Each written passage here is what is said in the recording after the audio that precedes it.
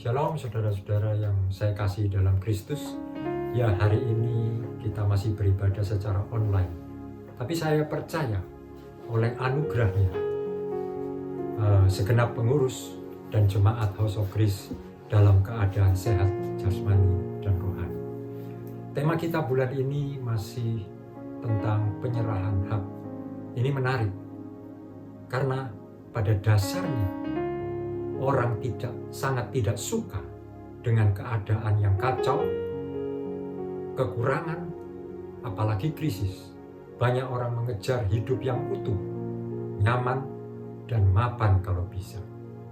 Tapi tahukah saudara, bila semua baik, semua nyaman, maka sebenarnya iman saudara sedang stuck, tidak naik level yang lebih tinggi. Mari kita buka di 1 Korintus 6 ayat yang ke-7. Adanya saja perkara di antaramu sudah merupakan kekalahan bagimu. Mengapa kamu tidak lebih suka menderita ketidakadilan? Mengapa kamu tidak lebih suka dirugikan? Ayat ini kalau tidak didengar oleh orang-orang yang benar-benar dewasa rohani, ya sangat tidak enak sekali. Berapa banyak orang di dunia ini yang menuntut, bahkan memperjuangkan haknya. Mana ada orang yang mau dirugikan? Ya. Kalau kita bekerja sama, mendirikan perusahaan, ada satu goal, yaitu mutual benefit. Artinya sama-sama untung, bukan sama-sama rugi. Ya. Makanya lebih lanjut Yesus mengatakan, barang siapa mau mengikut aku, harus menyangkal diri, memikul salibnya, dan mengikut aku. Dengan kata lain, yang mustahil, saudara. Kalau kita mau mengikut Yesus, beban kita jadi ringan, itu mustahil. Penyerahan hak sama dengan sangkal diri. Atau kata yang lebih sederhana adalah mengalah. Bagaimana kita bisa menyerahkan hak? Saudara harus punya perspektif yang positif. Anda tahu perspektif? Sudut pandang. Bila sudut pandang kita negatif, maka yang muncul adalah kepahitan. Sebaliknya kalau kita punya sudut pandang positif, kita tetap akan naik ke level yang lebih tinggi. Ingat, kekacauan, kekecewaan akan selalu mengikuti hidup kita. Tuhan tidak pernah berjanji langit selalu biru. Apa yang harus kita bangun hari-hari ini? Fokus kepada hal yang rohani lebih dari hal yang materi. Saudaraku, uang dan posisi tidak bisa menolong kita. Berapa sering kita mendengar bos ini, bos itu meninggal, bahkan orang penting itu meninggal karena COVID. Ya. Jadi standar patokan kita hari ini adalah firman Tuhan, bukan standar dunia. Sehingga kita bisa melepaskan hak. Seperti Musa, aku menganggap penghinaan karena Kristus sebagai kekayaan yang lebih besar dari semua harta Mesir, sebab pandangannya ia arahkan kepada upah. Amin. Mari kita berdoa. Bapa Surgawi, kami mengucap syukur boleh melewati 1 minggu ini dengan penyertaan-Mu yang ajaib. Walau kami masih beribadah secara online, kami percaya tidak mengurangi kuasa kasih-Mu, tetap menjamah dan mengurapi setiap kami dari awal, pertengahan, hingga pada akhirnya. Sehingga hanya nama Yesus Kristus saja yang layak ditinggikan dan disembah. Amin. Shalom semua jemaat House of Grace, dimanapun Bapak Ibu Saudara sekalian berada. Hari ini kita akan kembali beribadah bersama-sama. Mari kita rayakan kemenangan yang Tuhan telah kerjakan buat kita semua. Haleluya.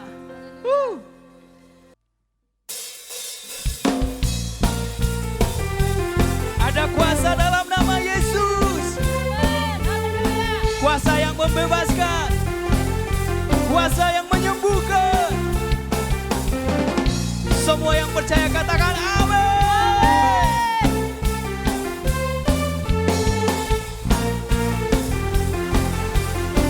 Sama-sama nyanyikan. Ya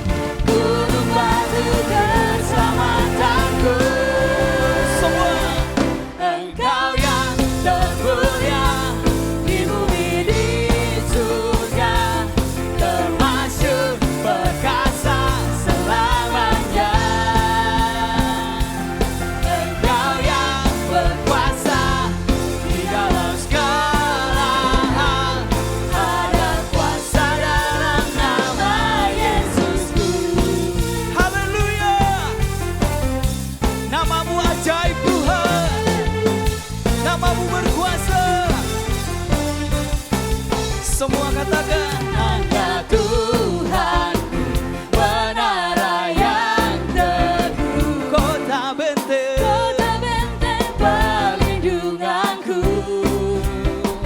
Allah yang perkasa, Dia Bapa yang kekal, gunung batu keselamatanku.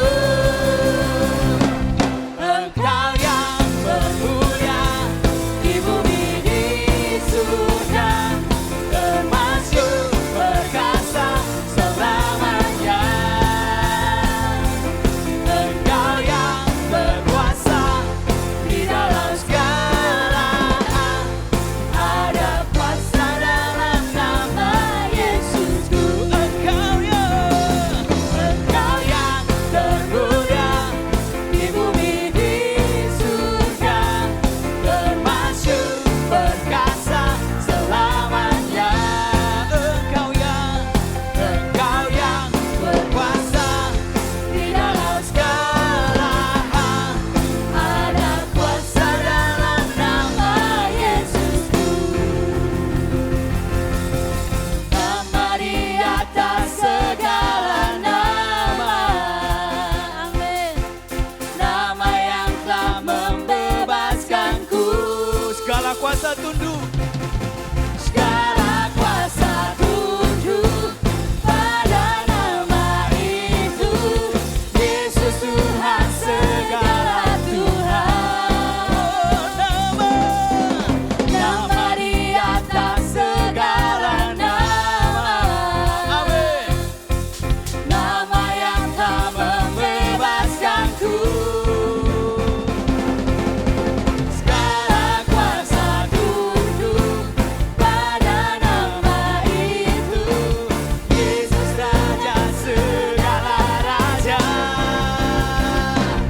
Engkau yang berkuasa, Semua, Engkau yang termulia di bumi di surga, termasyur perkasa selamanya. amin. Engkau yang berkuasa di dalam segala hal, ada kuasa dalam nama Yesus. Engkau yang termulia, yes. Di bumi di Haleluya. termasyur perkasa selamanya. Engkau yang berkuasa di dalam segala hal, ada kuasa dalam nama Yesusku. Ada kuasa, Dalam nama Yesusku. katakan ada kuasa. Ada kuasa dalam nama Yesusku. Haleluya.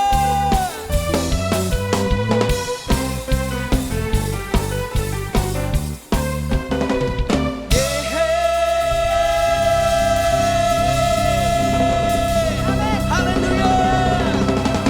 Amin.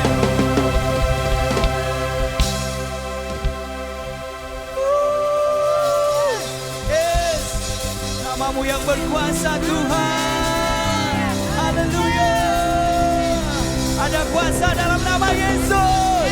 Haleluya. Amin. Amin.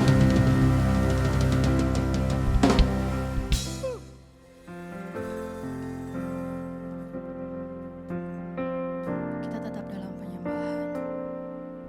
Tuhan, kami bersyukur Tuhan buat kasih setiamu dalam hidup kami. Kami bersyukur kami ada karena kebaikan-Mu Tuhan. Kami mau tetap menyembah-Mu, kami tetap meninggikan nama-Mu Tuhan. Sepanjang Engkau Allah yang layak untuk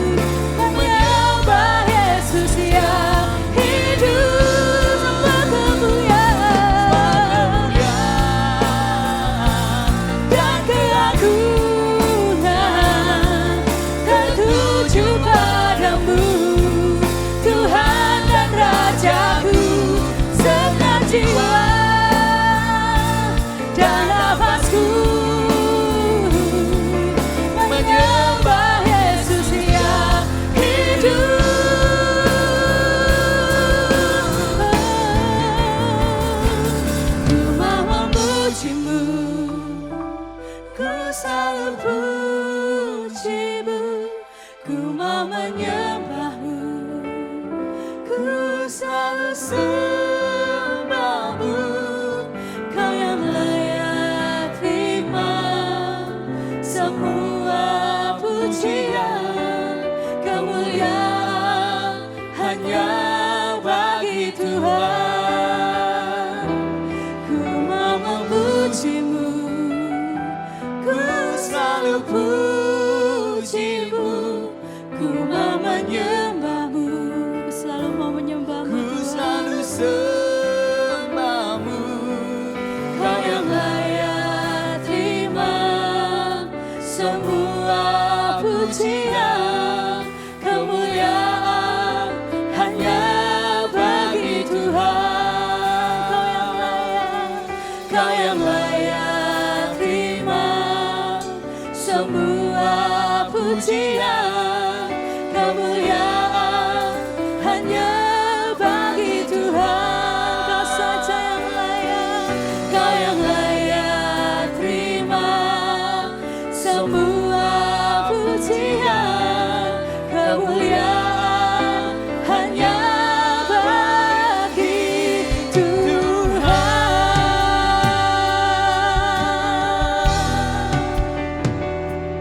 Kau saja Tuhan, kau saja yang layak kami tinggikan.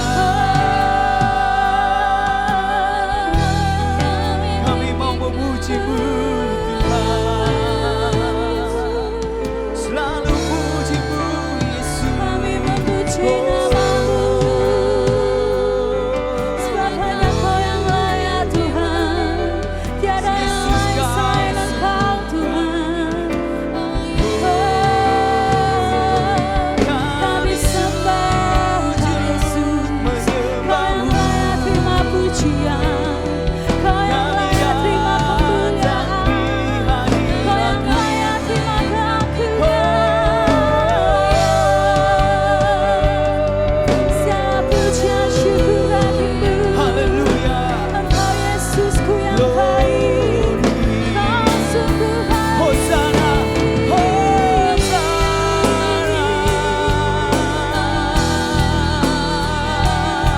Kami bersyukur Tuhan, Kau Kami naikkan pujian bagi Raja-Mu. Kami datang menyembahmu Tuhan. apapun yang terjadi saat-saat ini Malah Tuhan, sembah kami mau Kau. selalu menyembahmu. Terpujilah Kau Raja-Ku.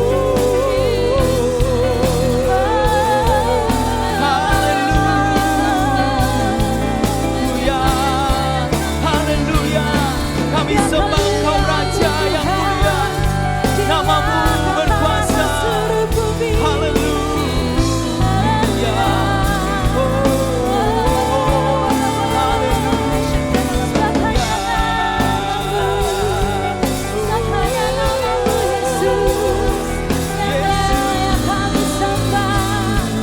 Ya Raja,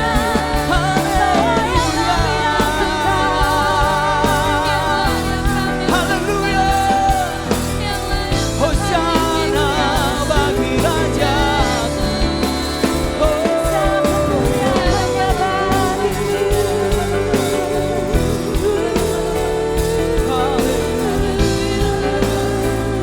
Haleluya, haleluya.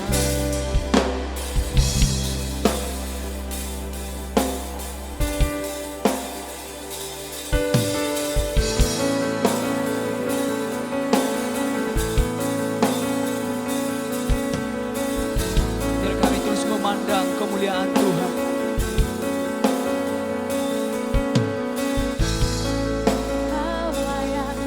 Oh haleluya, Jesus. Pandang kemuliaan-Mu,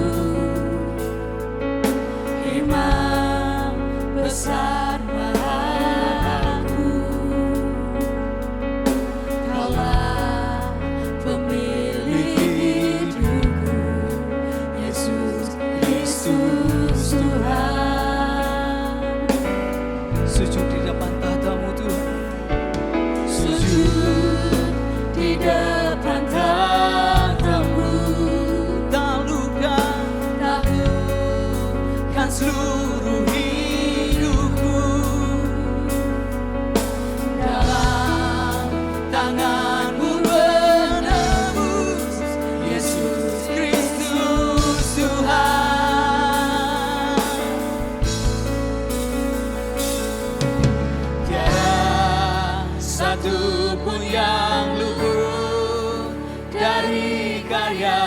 kasih-Mu yang mulia.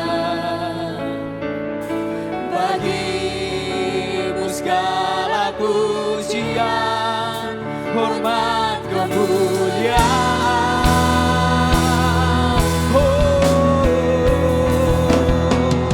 Engkau Tuhan ku tinggikan, yang bangkit dan benar, Yesus Kristus Tuhan.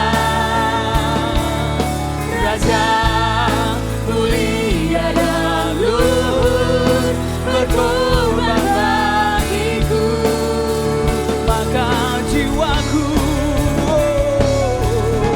maka jiwaku memuja, menyembah Sang Raja, Yesus Kristus Tuhan. Kekal sempurna kuasa-Mu, agunglah karya-Mu. Yesus Kristus Tuhan.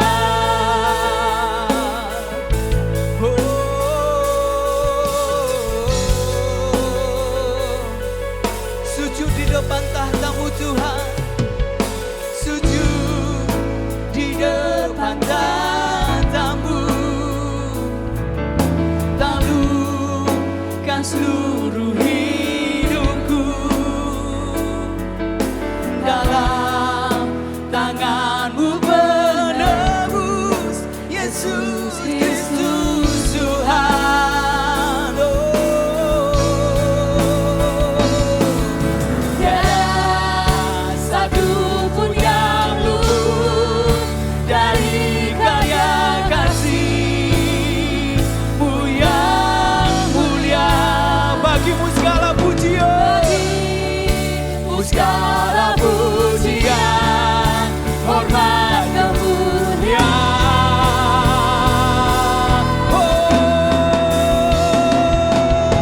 Engkau Tuhan ku tinggikan, yang bangkit dan benar, Yesus Kristus Tuhan. Raja mulia dan luhur, berkorban bagiku. Maka jiwaku Tuhan, maka jiwaku memuja, menyembah Sang Raja, Yesus Kristus Tuhan. Kekal sempurna kuasa-Mu, agunglah karya-Mu. Engkau yang kami tinggikan, haleluya. Engkau Tuhan ku tinggikan, yang bangkit dan benar, Yesus Kristus Tuhan. Raja mulia dan luhur, berkorban, Kau yang berkorban bagi kami. Jiwaku Tuhan, maka jiwaku memuja, menyembah Sang Raja, Yesus Kristus Tuhan. Sempurna kuasa-Mu, agunglah karya-Mu. Yesus Kristus Tuhan.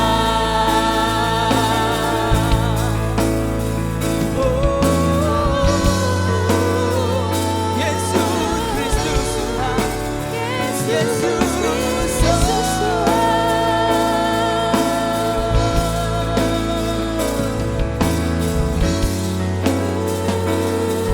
Yesus Kristus Tuhan.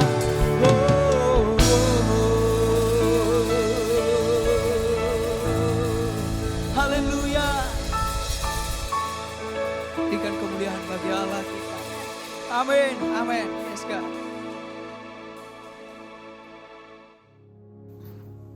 Kami mengucapkan terima kasih kepada tim Praise and Worship, Youth, dan Gereja Anak kiranya Tuhan memakai kalian lebih lagi serta memberkati pekerjaan, pelayanan, dan keluarga saudara semua. Welcome jemaat yang baru pertama kali join online service. Kami rindu untuk mengenal Bapak Ibu lebih lagi. Untuk itu kiranya Bapak Ibu berkenan untuk menghubungi nomor WA di bawah ini. Mari kita berdoa. Bapa yang kami sembah di dalam nama Yesus, kini tiba saatnya kami mengembalikan sebagian dari berkat-Mu kepada kami, berupa persembahan untuk mendukung pekerjaan-Mu di tempat ini. Kami melakukan ini karena kami sangat mengasihi Engkau. Di dalam nama Yesus, mari yang siap memberi bersama saya katakan, amin. Persembahan bisa disalurkan melalui rekening dengan kode tertera. Selamat memberi. Hari ini firman Tuhan akan dilayani oleh Pastor Reynold Sinaga dari House of Grace Satelit MDS. Selamat mendengar dan menerima berkat firman Tuhan. Shalom, shalom Bapak Ibu, keluarga besar House of Grace, dan setiap kita yang beribadah bersama dalam ibadah online House of Grace hari ini. Saya menyapa Bapak Ibu Saudara, kiranya kasih dan kemurahan Tuhan selalu menyertai, memberi kekuatan. Dan hari ini dengan penuh pengucapan syukur, mari kita siapkan hati kita untuk ditaburi oleh firman Tuhan. Kita berdoa terlebih dahulu. Tuhan Yesus, kami rindu mendengar, kami rindu mengalami Tuhan, berjumpa dengan firman-Mu. Urapi hamba-Mu, urapi setiap kami, supaya kami bersama-sama bertumbuh, diubah, dilawat oleh firman Tuhan. Di dalam nama Yesus kami bebaskan roh Tuhan bekerja, karena Engkau tidak dibatasi oleh jarak, oleh situasi, oleh keadaan. Dan kami percaya roh Tuhan hari ini bekerja, memberi inspirasi, dan menguatkan kami untuk terus teguh, bertumbuh, berbuah, menyenangkan Tuhan. Dalam nama Yesus, haleluya, amin, amin, amin, amin. Bapak Ibu Saudara, tema gereja kita House of Grace bulan Agustus adalah hidup dalam prinsip penyerahan hak. Saya percaya tema ini sangat berat karena ini menjadi sebuah standar, saudaraku, dari hidup sejati, kekristenan yang sejati, murid sejati, hidup di dalam penyerahan hak. Kalau dalam ibarat mata kuliah, maka ini mata kuliah seumur hidup. Karena waktu kita lulus dari area yang satu, maka akan naik ke level yang berikutnya. Jadi ini adalah, saudaraku, ajakan, bukan kebenaran yang menggurui, tapi kebenaran yang mengupgrade manusia rohani kita untuk menjadi murid-murid sejati, pribadi-pribadi yang hidup di dalam standarnya yang Tuhan mau. Saya mengawali pemberitaan firman Tuhan dari Matius pasal yang ke-10 ayat yang ke-39. Saya bacakan firman Tuhan. Barang siapa mempertahankan nyawanya, ia akan kehilangan nyawanya. Dan barang siapa kehilangan nyawanya karena aku, ia akan memperolehnya. Saudara, kata nyawa adalah kata yang sangat penting. Artinya manusia tanpa nyawa maka kita akan mati. Manusia tanpa nyawa kita tidak hidup, kita tidak bisa melakukan apapun. Esensi dari kita manusia adalah kita punya nyawa. Nyawa itu menentukan bagaimana kita hidup, melakukan apa yang menjadi tanggung jawab kita. Jadi waktu Tuhan mengajak kita hari ini, Bapak Ibu Saudaraku, mengerti kebenaran ini, Dia sedang berbicara tentang sebuah prioritas terpenting dalam kehidupan. Yaitu apa? Bahwa kalau kita diperhadapkan dengan kehidupan, mempertahankan nyawa kita, tetapi saudaraku kehilangan Yesus, maka kita akan kehilangan segala sesuatu, hidup kita juga. Tetapi kalau kita diperhadapkan dengan pilihan kehilangan nyawa kita karena Yesus, karena mengikut Dia, maka kita akan mendapatkannya bukan hanya di dunia ini, tapi dalam kekekalan. Dan ini menjadi prinsip yang luar biasa sulit, dan hari ini saya ingin bersama-sama kita belajar. Bapak Ibu, kalau Bapak Ibu pelajari perikop Matius pasal 10, dari awal Yesus waktu memilih 12 murid, mereka diutus oleh Yesus. Dan Yesus mengurapi mereka. Dan yang luar biasa ayat ini dalam ayat 39 meneguhkan murid-murid supaya mereka benar-benar hidup dengan totalitas mengikut Tuhan. Tidak ada jalan balik, tidak ada jalan mundur, tidak ada yang namanya turning back kepada masa lalu mereka. Itu benar-benar titik terpenting yang harus mereka buat. Sekali mengikut Yesus, tetap mengikut Yesus. Sekali setia sampai mati. Ini sebuah, saudaraku, komitmen total dari hidup seorang murid. Jadi tidak main-main, saudara ya. Dan hari ini, saudaraku, kita juga sebagai murid Tuhan, Tuhan mengajak kita. Tuhan, saudaraku, menginginkan setiap saya dan saudara. Kalau kita berkata, yes Tuhan, saya mau jadi murid. Yes Tuhan, saya mau jadi pengikut Tuhan. Maka ada sebuah pilihan yang saudara beri. Sebuah pilihan yang hari ini yang harus kita putuskan. Yesus segala-galanya, Yesus yang terutama, maka saudara dikatakan begini, akan ada konsekuensi yang mengikuti. Nyawa kita bisa dipertaruhkan. Wow, saudara, itu bukan pilihan yang mudah. Demi Yesus, kita siap nggak pertaruhkan hidup kita? Demi Yesus, apakah kita siap mempersembahkan semua area hidup kita? Demi Yesus, apakah kita bisa dan berani total mempersembahkan semua kenyamanan, semua hal yang kita nikmati? Karena kalau bicara nyawa, Bapak Ibu, saya percaya nyawa itu adalah sesuatu yang paling berharga dari kehidupan. Kalau saudara lihat di situasi pandemi ini, kita mulai menyadari, saudaraku, begitu banyak orang-orang dari mulai yang tidak punya uang sampai yang paling kaya mempertaruhkan segala sesuatu untuk bertahan hidup. Kita bisa melihat, saudaraku, orang berebut untuk mendapatkan pasokan oksigen, ya. Wah, bahkan orang sampai mengeluarkan sedemikian banyak sekalipun mahal. Demi apa? Demi mempertahankan hidup. Saudara, saya melihat fenomena pandemi ini salah satu yang harusnya menjadi sebuah perenungan kita adalah betapa orang dalam sekejap, dalam seketika bisa kehilangan nyawanya karena pandemi ini. Dan ada begitu banyak orang mau bayar harga berapapun, tapi kesulitan untuk bertahan hidup. Karena apa? Karena rumah sakit penuh dan karena obat susah dicari. Dan ada juga orang yang kesulitan mendapatkan oksigen. Dan saudaraku, apa yang terjadi, berita yang kita dengar di sekitar kita, bahwa begitu banyak orang meninggal, kehilangan nyawanya. Betapa mahalnya sebuah nyawa. Saudara, itu sebabnya kalau ayat ini kita, saudaraku, dengar, maka ini adalah kebenaran yang benar-benar, saudaraku, keras dan berat untuk kita, saudaraku, harus benar-benar kita hidupi, begitu ya. Dan mungkin Bapak Ibu sudah berkata, apalagi yang menjadi nyawa dalam hidup kita? Pekerjaan atau karir kita itu juga nyawa, saudara ya. Karena kalau orang tidak bekerja dan tidak bisa mendapatkan uang, dia tidak bisa menikmati hidup dan bisa sakit dan tidak bisa bertahan hidup, gitu ya. Dan nyawa itu juga bisa bicara tentang keluarga kita, suami, istri, anak-anak kita, itu nyawa bagi kita. Dan berikutnya, saudaraku, nyawa itu apa lagi? Kesehatan. Wow, betapa mahalnya kesehatan, saudaraku. Orang menghabiskan jutaan, ratusan juta, miliaran demi sehat, saudara ya. Itu mahal sekali, itu nyawa, saudara ya. Kalau kehilangan kesehatan, ya kita pasti akan berakhir dalam hidup ini. Apalagi, saudaraku, harta, saudaraku, itu juga nyawa. Artinya orang untuk bisa menjalani hidup ini perlu harta. Sekalipun harta bukan segalanya, tapi kita perlu harta, uang, saudaraku, untuk bisa menjalani atau melakukan aktivitas kita untuk bertahan hidup. Nah, saudara, ayat ini sedang mengingatkan kita bahwa segala ini, saudaraku, yang saya sebut tadi, baik dari pekerjaan, karir, keluarga, baik juga, saudaraku, harta, kesehatan, ketika kita diperhadapkan dengan pilihan, bahwa, saudaraku, pilihan itu bermuara kepada Yesus, maka Yesus bilang, kamu pertahankan itu, dan kau kehilangan aku, kau kehilangan segalanya. Tetapi kalau engkau kehilangan segalanya itu, yang saya sebutkan tadi, maka kita bisa mendapatkan hidup. Wow, luar biasa. Saya suka terjemahan dalam terjemahan TMV. TMV berkata begini, sesiapa yang mempertahankan hidupnya akan kehilangan hidup sejati.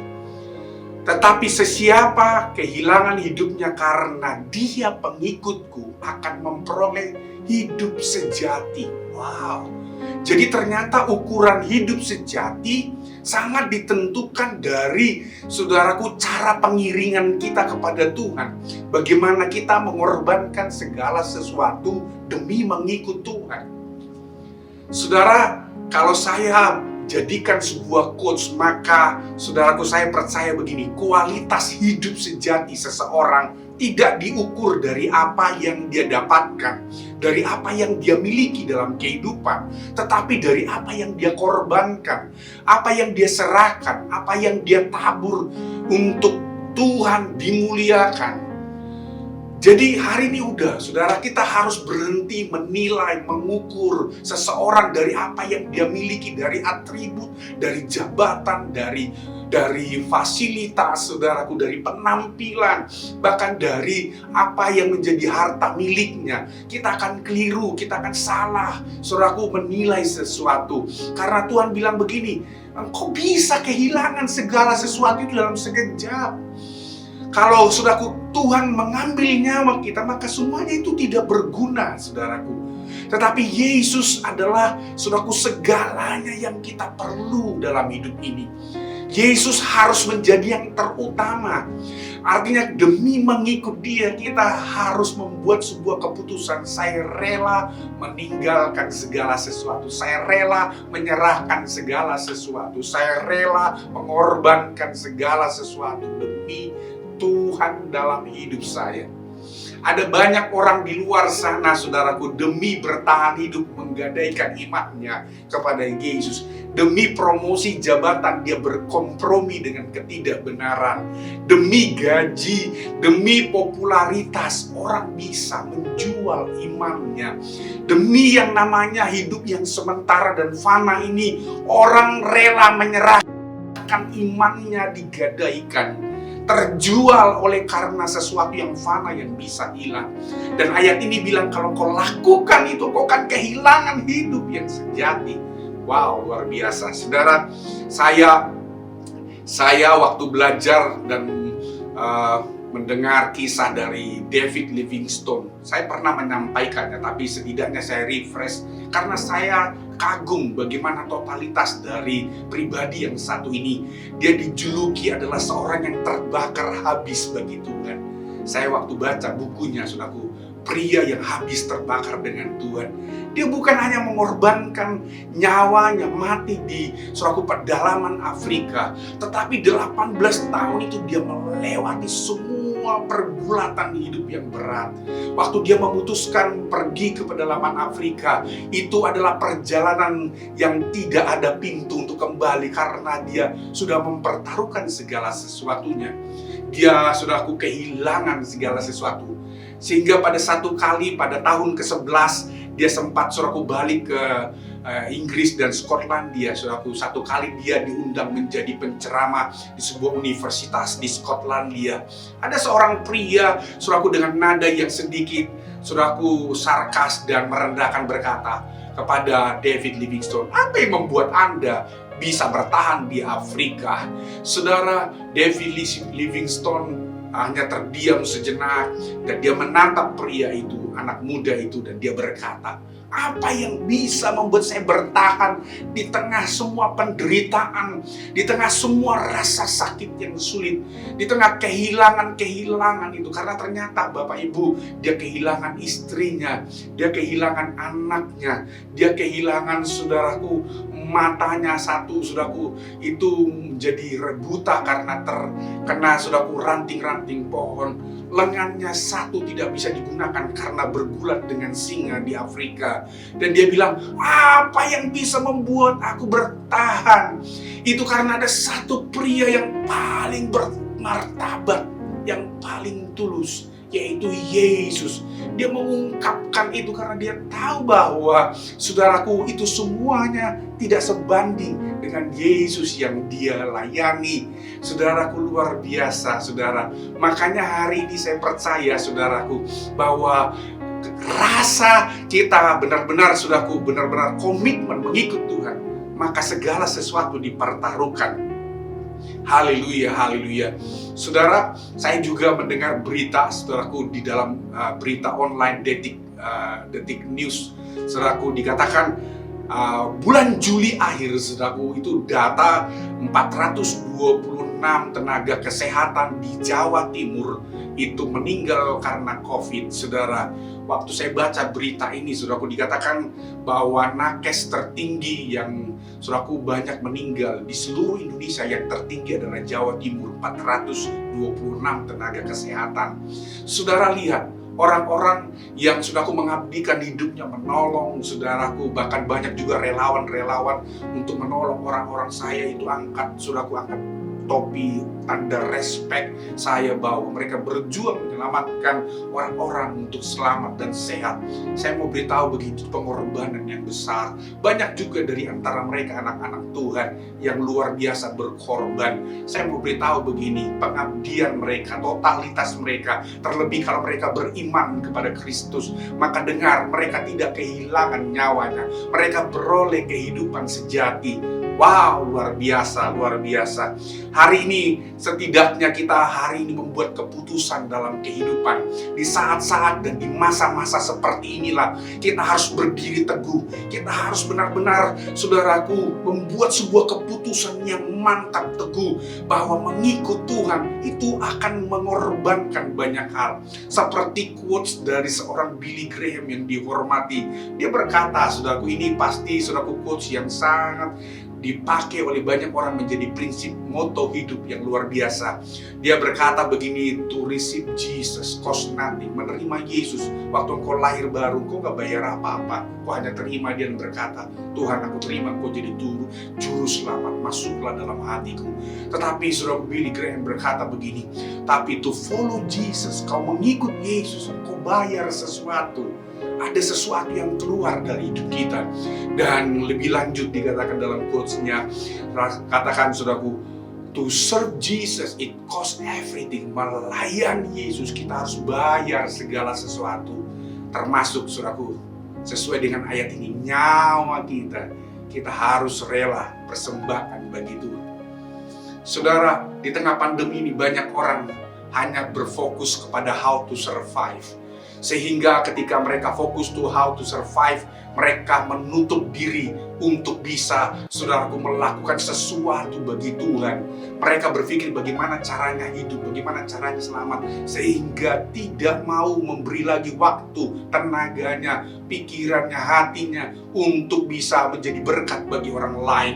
Saudara, kita diperhadapkan di sebuah persimpangan. Saudara harus memilih mempertahankan hidup atau mempertahankan Kristus dalam kehidupan. Pilihan ada di tangan kita, karena ternyata dunia ini sudah semakin rapuh. Dunia ini akan segera berakhir. Saudara, dunia ini akan segera menuju kepada kesudahan. Kalau kita, saudaraku, kehilangan Yesus, maka kita kehilangan hidup yang sejati, hidup yang kekal. Saudara, saya percaya Yesus memberi sebuah teladan bahwa yang namanya, saudaraku, segala sesuatu kenyamanan dia tanggalkan. Itu menjadi sebuah, saudaraku, teladan yang harus kita hidupi. Raja di atas segala raja yang disembah, dimuliakan, dia harus turun ke dunia ini menjadi hamba yang hina. Saudaraku, mengambil rupa seorang hamba. Filipi pasal 2 ayat 5 berkata, saudaraku, made himself of no reputation. Dia mengosongkan dirinya. Dia berkata, saudaraku, dalam terjemahan, saudaraku, MKJV, saudaraku, Modern King James, saudaraku, dikatakan, but made himself of no reputation. Dia kehilangan reputasi. Dia rela menanggalkan reputasi kerajaan untuk menjadi hamba yang hina. Demi apa? Demi mengasihi Bapa, demi mengasihi kita. Saya percaya, saudaraku, itu tidak mudah, saudaraku. Atribut raja dia tanggalkan. Raja yang menjadi hamba. Saudaraku, saudara cari dimanapun kisah bagaimana raja mau merendahkan dirinya jadi hamba. Bukan hanya sekedar hamba, budak yang paling hina. Saudaraku, yang terjadi terbalik, saudaraku. Di dunia ini banyak hamba-hamba pengen jadi raja. Banyak orang-orang yang tergila-gila jadi raja, dihormati. Banyak hamba yang, saudaraku, terobsesi berambisi jadi raja. Saudaraku, berbeda dengan teladan Yesus, raja jadi hamba, jadi budak bagi siapapun. Saudara, ini hanya supaya kita tahu bahwa yang dia ajarkan itu dia hidupi. Waktu Yesus ngomong, saudaraku, tentang menyerahkan hak, dia beri contoh, dia buktikan, dia kasih teladan. Ini loh, aku mengatakannya karena aku menghidupi. Dia beri nyawanya bagi kita. Jadi kita tidak bisa, saudaraku, berbantah dengan prinsip penyerahan hak yang Yesus, saudaraku, sampaikan kepada muridnya dan sampaikan kepada kita saat ini. Kita harus berkata, yes Tuhan, tolong kami, ajari kami supaya kami hidup di dalam penyerahan hak. Semua area mungkin akan dibongkar dari hidup kita. Sampai-sampai kita berkata, kita siap kehilangan segala sesuatu demi mempertahankan iman, mempertahankan Yesus. Bahkan kalau lebih lanjut kita belajar Alkitab dari mulai perjanjian lama sampai perjanjian baru, maka kita tahu, saudara, prinsip ini sangat menjadi prinsip yang penting bagi Tuhan. Mulai dari prinsip Abraham menyerahkan Ishak, anak satu-satunya yang dia tunggu 25 tahun, dia persembahkan waktu diminta sama Tuhan. Sampai kepada Yesus mengorbankan nyawanya. Sampai, saudara, kita melihat di kitab Wahyu juga, saudara. Kita melihat bagaimana 24 tua-tua itu melemparkan mahkotanya di kaki Tuhan itu. Itu menunjukkan bahwa sesungguhnya yang paling disukai Tuhan adalah apa yang paling berharga di dalam hidup ini harus kita serahkan sama Tuhan.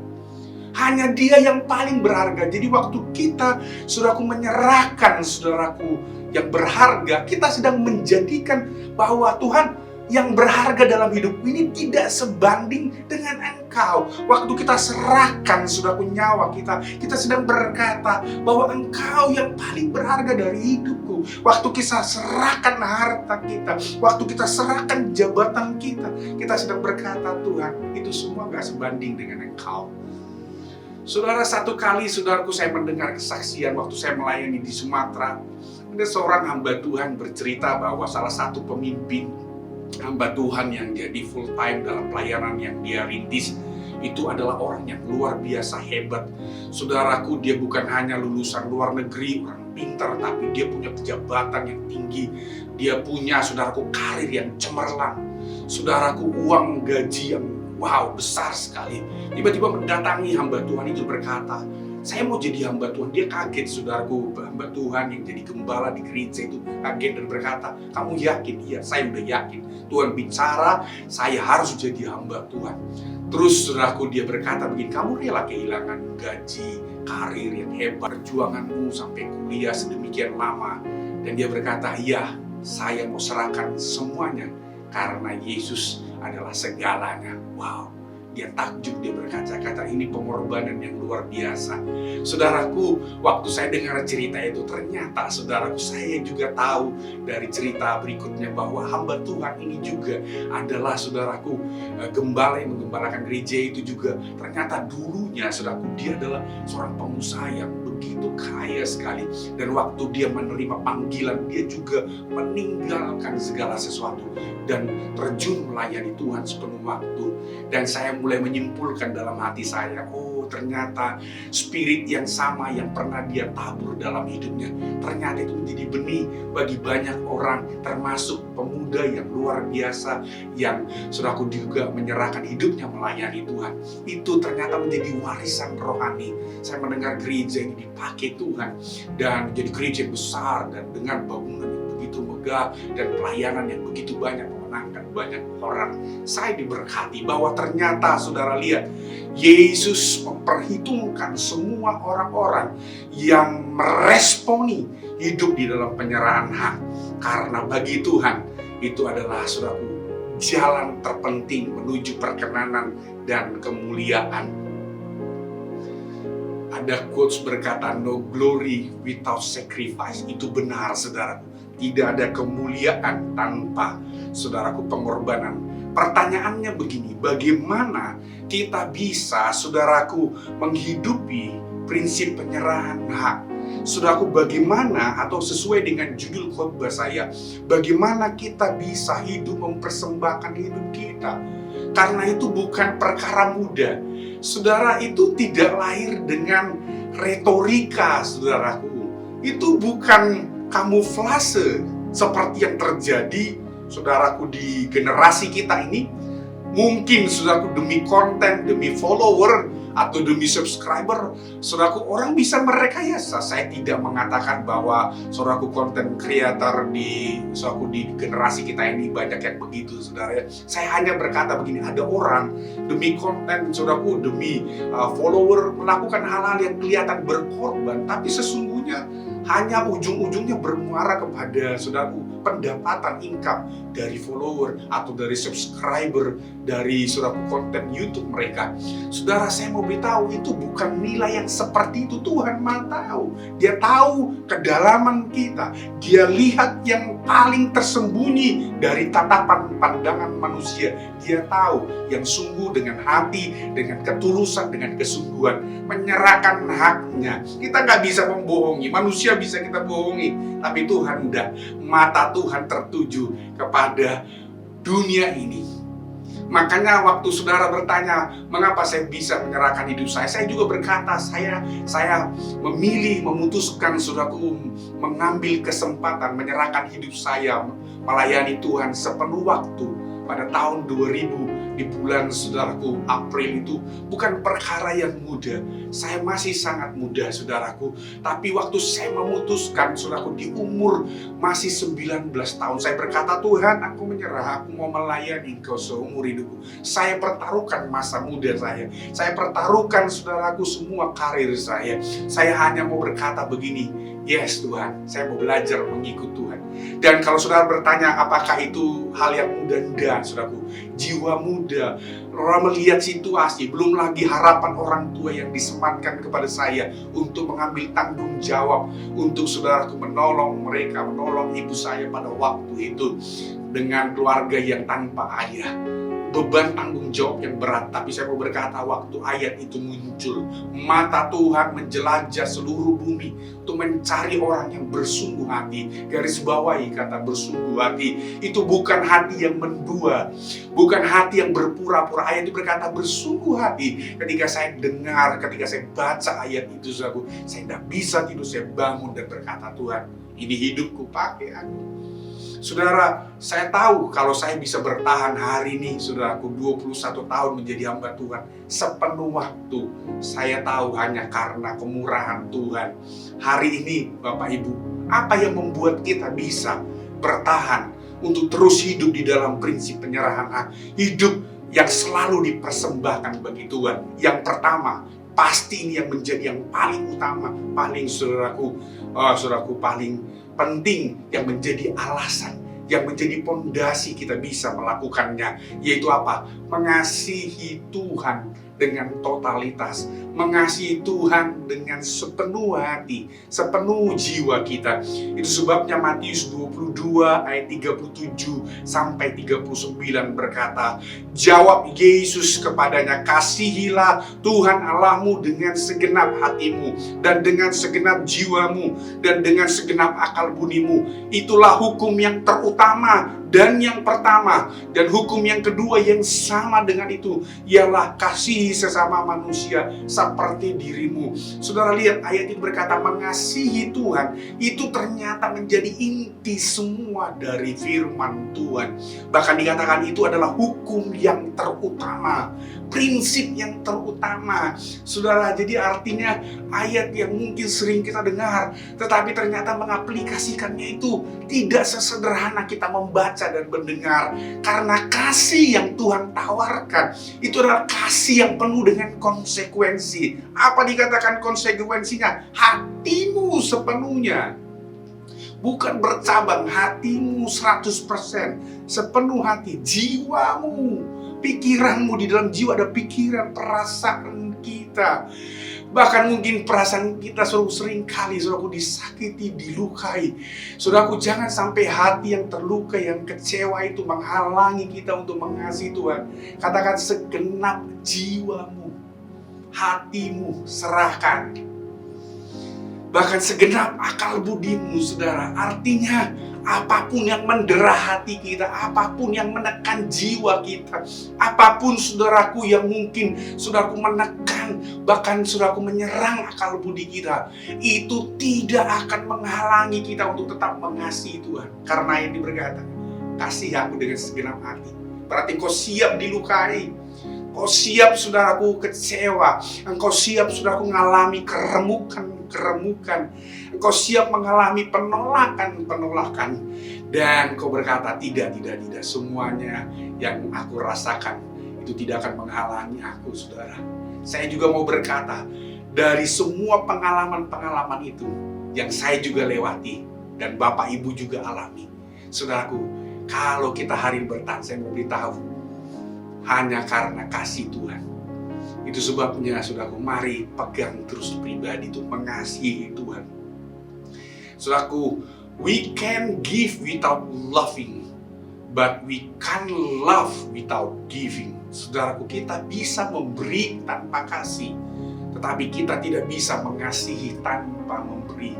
Waktu saudara lihat orang-orang di jalanan, saudara, waktu saudara di tengah jalan dalam kendaraan, saudara berhenti di perapatan lampu merah, saudara bisa mengeluarkan uang saudaraku dari kendaraan, saudara mengasih kepada saudaraku pengemis atau orang yang di jalan yang meminta sedekah, saudaraku.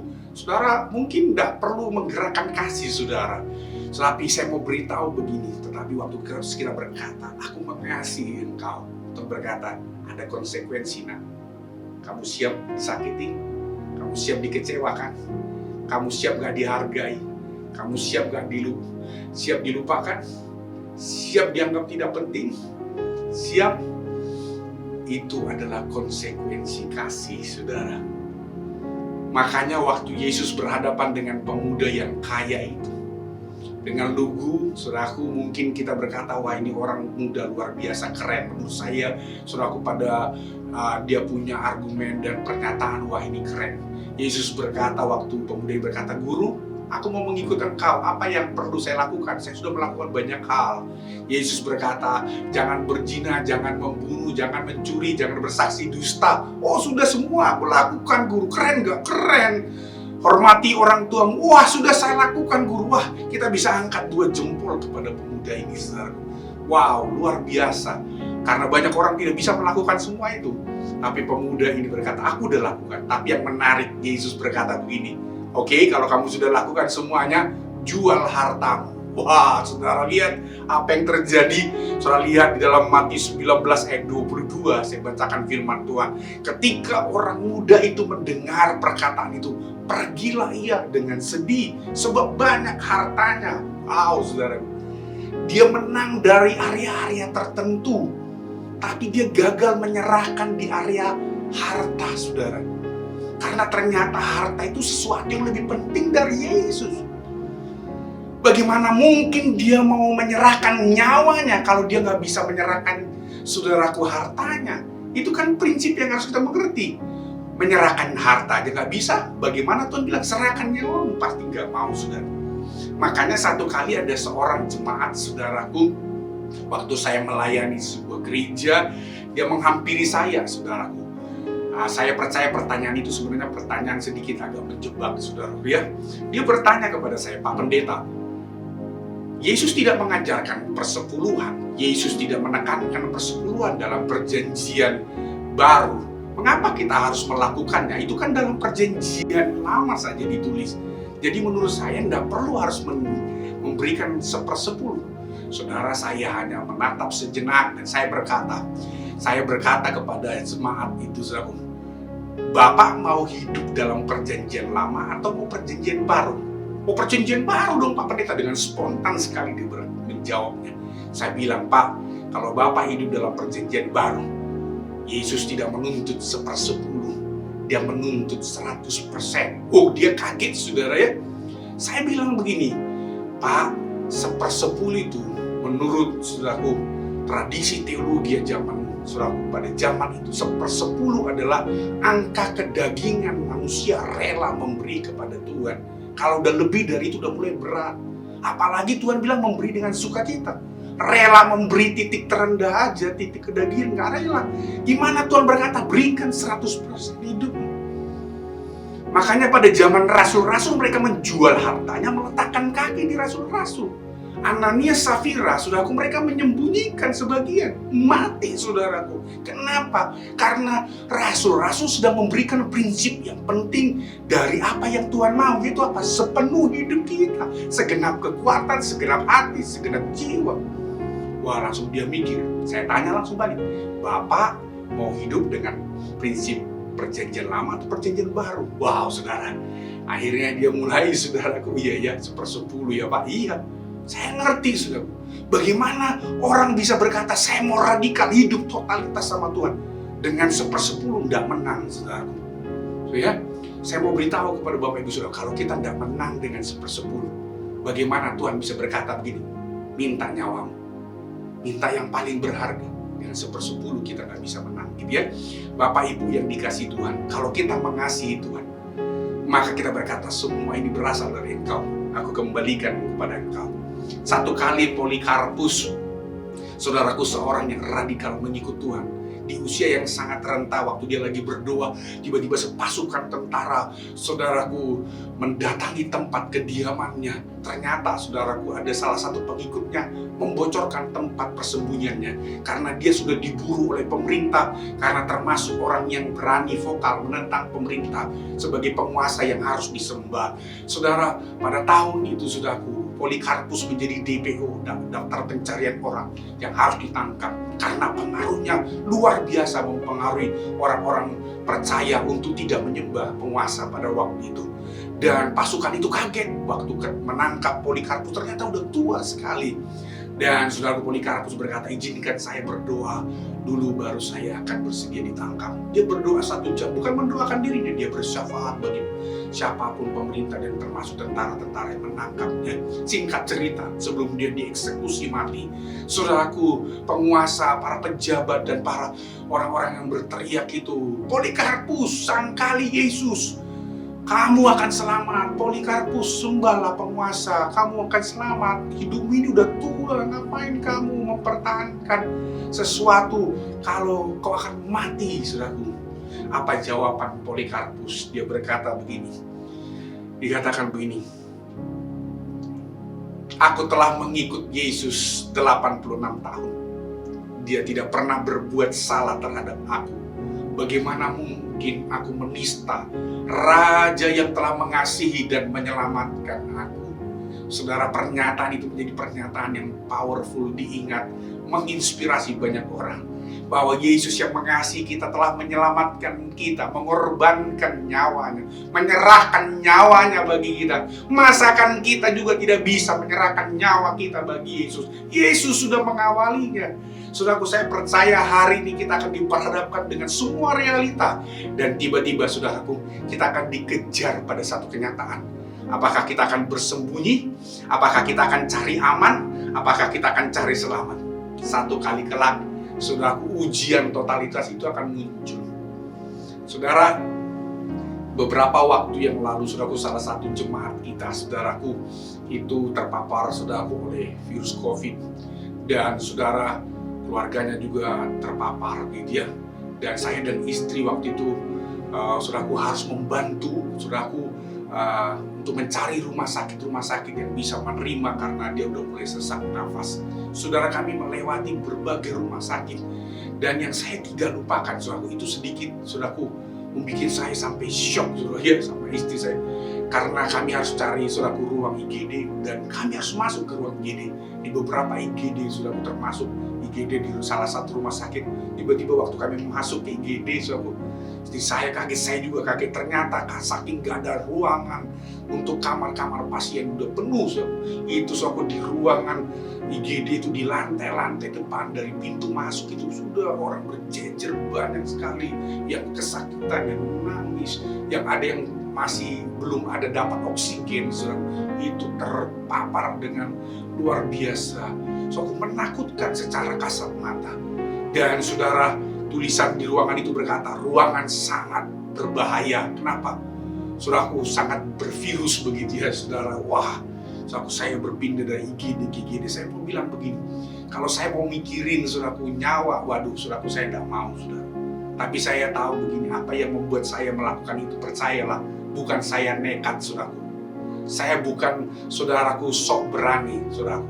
Kalau enggak saya mati konyol, kalau saya hanya ingin shock atau juga ingin, saudaraku, pamer. Saya percaya begini, itu namanya saudara itu nekat.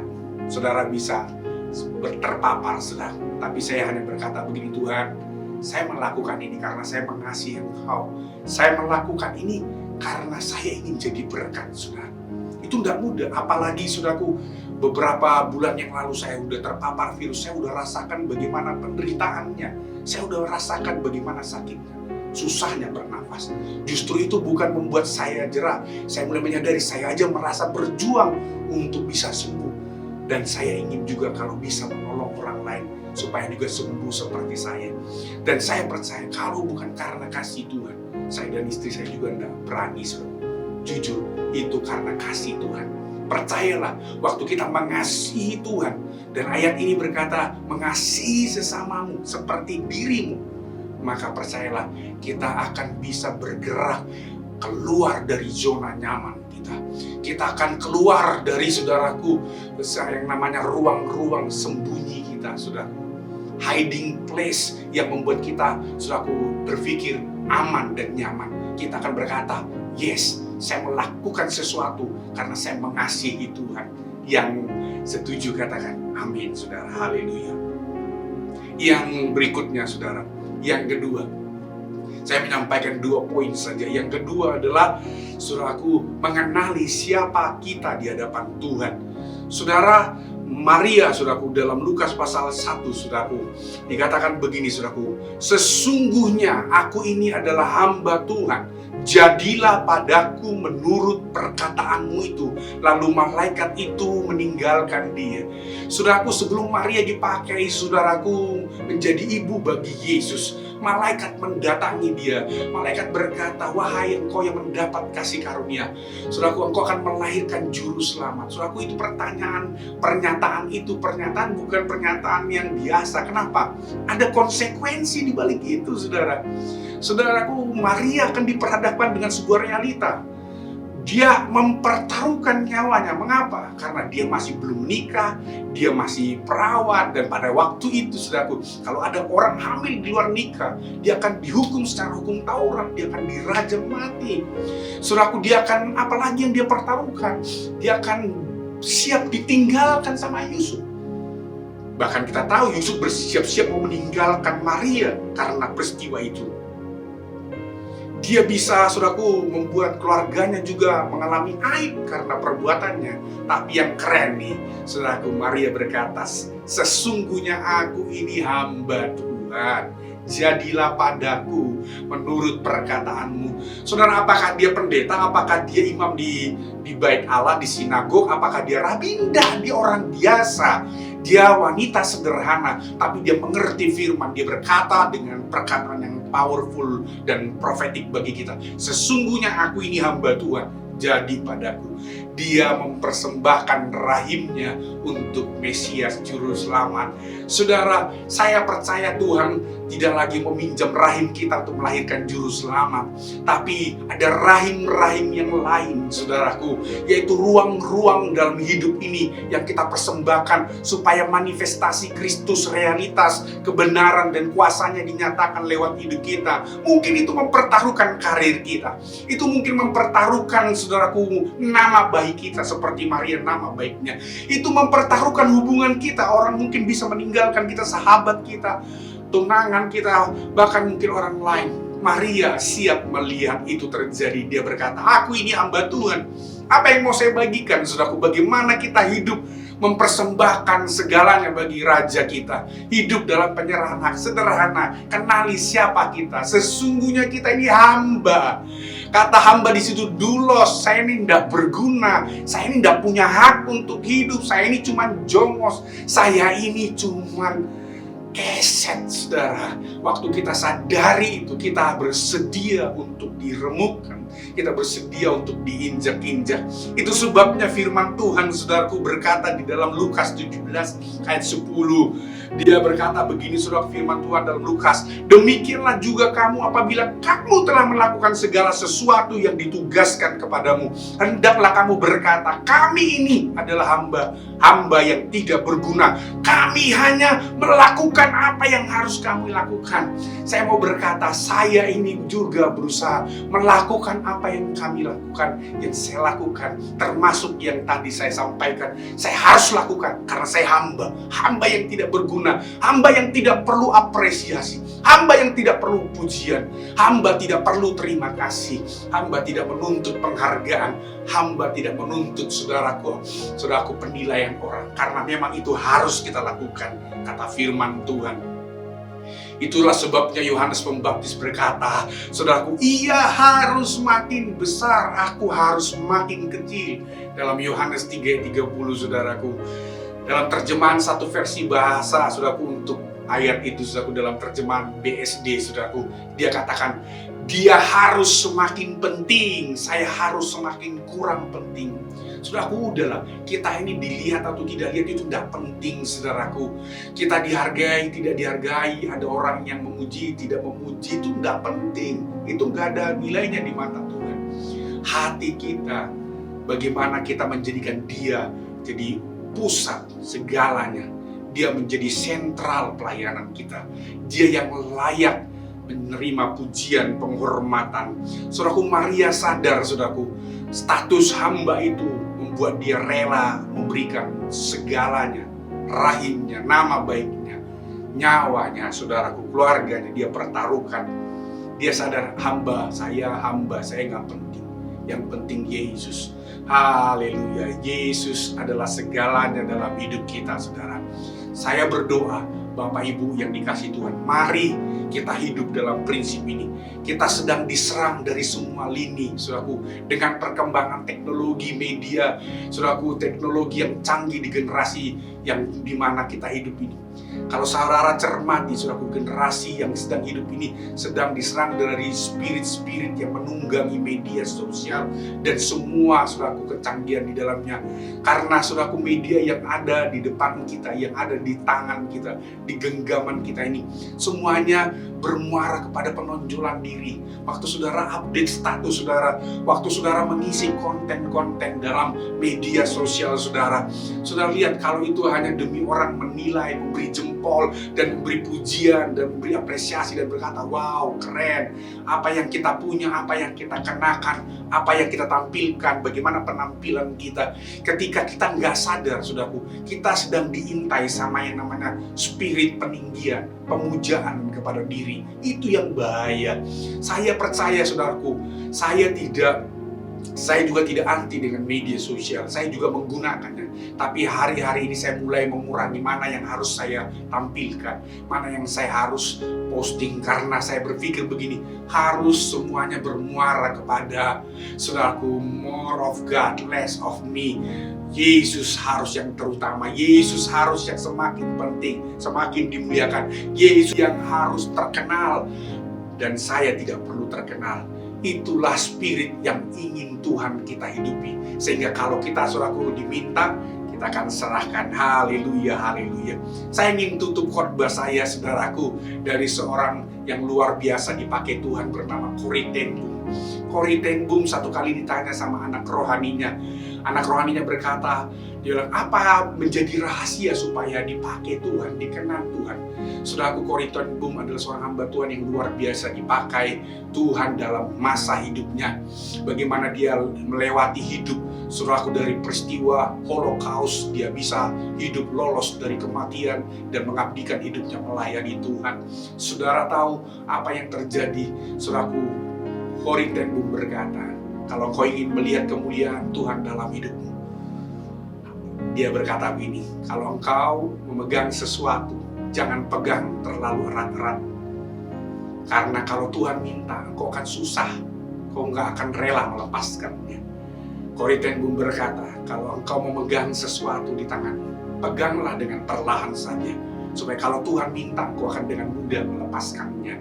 Saudara, prinsip itu menginspirasi semua anak-anak kerohanian. Dan saya berdoa, saudara, biar prinsip rohani yang sama juga kita pegang. Kalau kita memegang segala sesuatu yang kita punya hari ini, harta kah, kedudukan kah, jabatan kah, saudaraku, apapun yang berharga dalam hidup kita, jangan pegang terlalu erat-erat. Hobi, kenyamanan, kenikmatan dunia tidak sebanding dengan kemuliaan, dengan pribadinya. Sehingga ketika Tuhan berkata serahkan, kita akan serahkan. Saya percaya, saudaraku, itulah prinsip yang Tuhan mau kita hidupi sama-sama. Keluarga besar jemaat Tuhan, mari bersama-sama kita responi Tuhan. Mari kita tundukkan kepala. Oh, haleluya, haleluya. Saudara lihat bahwa Tuhan ingin kita hidup dalam prinsip ini, saudara. Bahwa Tuhan ingin kita menyerahkan hak kita. Semua, bahkan nyawa kita yang terpenting, yang paling berharga, Tuhan ingin kita serahkan. Kita mau, saudaraku, kalau kita mau mempersembahkan hidup kita, maka hiduplah dengan dua kebenaran ini. Yang pertama, kasihi Tuhan dengan totalitas, dengan sepenuh jiwa, saudara. Yang kedua, kenali bahwa kita ini hamba, kita ini dulos. Kita harus melakukannya karena kita nggak punya hak untuk bahkan menikmati hidup kita. Yesuslah Tuhan, pemilik, penguasa hidup kita. Dia yang layak menerima semuanya. Mari angkat tangan. Tuhan Yesus, hamba-Mu berhenti berbicara, tapi Roh Kudus, Kau berbicara dalam hati kami. Kau menolong kami untuk hidup di dalam kebenaran-Mu, Tuhan. Supaya kami sungguh-sungguh, Tuhan, menyenangkan Engkau, memuliakan Engkau dalam semua area hidup kami. Ini hidup kami, Tuhan, pakai kami. Ampuni semua kesombongan. Ampuni semua kalau kami masih berpusat kepada diri kami. Kalau kami masih berpikir bertahan hidup dan mengorbankan pelayanan, mengorbankan panggilan kami.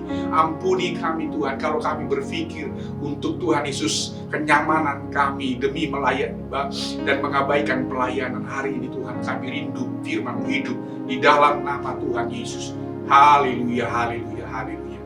Bapak Ibu, mari sambil kita meresponi firman Tuhan, kita siapkan roti dan anggur di depan kita. Kita akan masuk dalam perjamuan kudus, semeja sehidangan dengan Yesus. Mari kita izinkan, saudaraku, tubuh dan darahnya memperbaharui kita. Ingatlah, waktu kita berhadapan dengan tubuh dan darah Yesus, itu adalah tanda kasih-Nya. Dia menyerahkan nyawanya bagi kita untuk menyelamatkan kita. Karena Dia mengasihi Bapaknya, Dia menyerahkan nyawanya. Haleluya. Mari sebelum kita menikmati perjamuan kudus, saudara, mari datang sama Tuhan. Katakan pujian ini. Tuhan, ku berikan semuanya, tubuh, jiwa, roh, relakan semuanya. Ku ingin menyenangkan-Mu selalu, dan selalu ku jawab panggilan-Mu. Mari sekali lagi dari hati yang mengasihi katakan kepada Tuhan. Tuhan, ku berikan semuanya, tubuh, jiwa, roh, relakan semuanya. Ku ingin menyenangkan-Mu selalu, dan selalu ku jawab panggilan. Katakan, ajari aku mengerti perasaanmu, mengerti detak jantung. Biarkan aku punya keintiman hanya denganmu, sampai kau dapat di hatiku seirama dengan hatimu. Biar pujian ini menjadi pujian yang profetik, mengingatkan kita bahwa untuk berkenan kepada Sang Raja, kita harus memberikan semuanya. Tubuh, jiwa, roh kita menjadi persembahan bagi Tuhan. Mari saudara, kita angkat roti di tangan kanan kita. Sementara pujian ini, saudaraku, dengan lembu Kita perdengarkan, angkat roti di tangan kanan. Oh Rapa Syakar. Bukankah kekasih Tuhan, bukankah roti yang atasnya kita ucapkan syukur adalah lambang persekutuan kita dengan tubuh Kristus? Mari kita makan dengan penuh pengucapan syukur.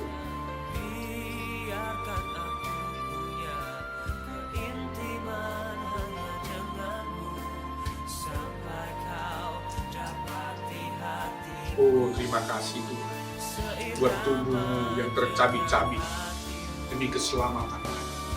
Mari angkat anggur di tangan kananmu tinggi-tinggi. Kekasih Tuhan, bukankah anggur yang atasnya kita ucapkan syukur lambang persekutuan kita dengan darah Kristus? Mari kita minum dengan penuh pengucapan syukur.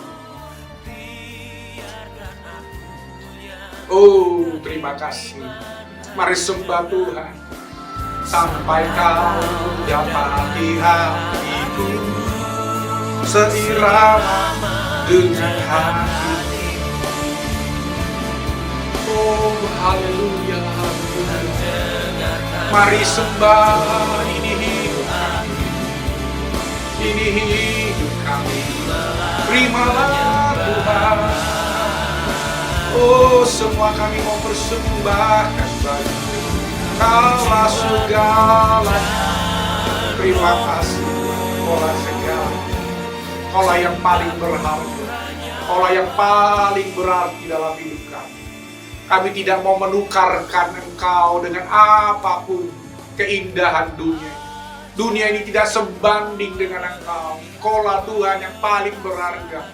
Kalau harta terindah dalam hidup kami, Tuhan, hidupkan kami dalam firman. Mari jemaat Tuhan, sebelum kita menutup ibadah, kita angkat kedua tangan.